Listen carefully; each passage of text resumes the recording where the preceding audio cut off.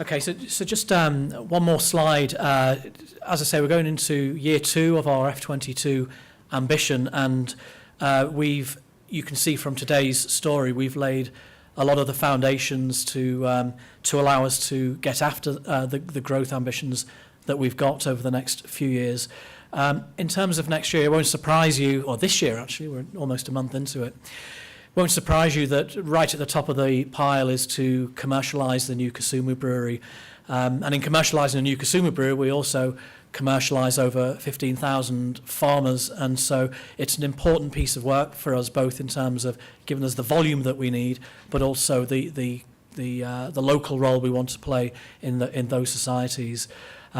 We started building the Kisumu brewery on the 12th of July last year, and actually we did the first what they call technical brew on the 17th of July this year. So a really good sort of urgent construction of that brewery. It typically takes nearer 2 years than 1 year to build a brewery. What we do now after the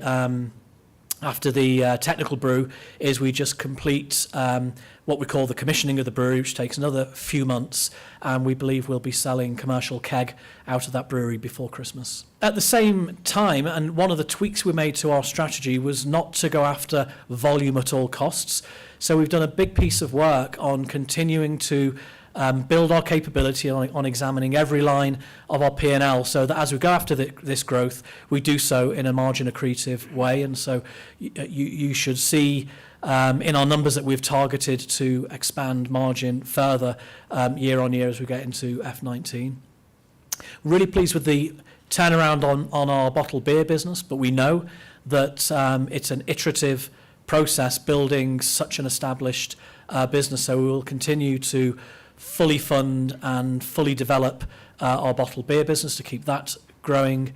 And at the same time, Scotch and Vodka, in particular Scotch, will continue to take the international assets that Diageo offers EABL and bring them into the country in a local way, and familiarise and engage consumers with our international portfolio, as well as championing some of the local jewels we've got, such as Kenya Cane, such as Uganda Waraji.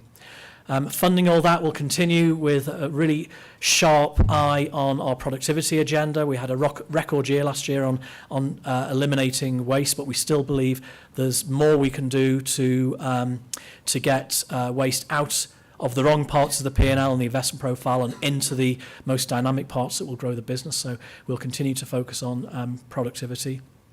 And still, spirits in East Africa is an enormous opportunity. It's still very small in Tanzania. We've got lots and lots of capacity for growth here in Kenya, and Uganda's somewhere in between and has new capacity. So continuing to understand those new dynamic East African consumers who are coming into our marketplace and deliver them a wide repertoire of beers and spirits through our new supply footprint will be a feature of our growth agenda in F19.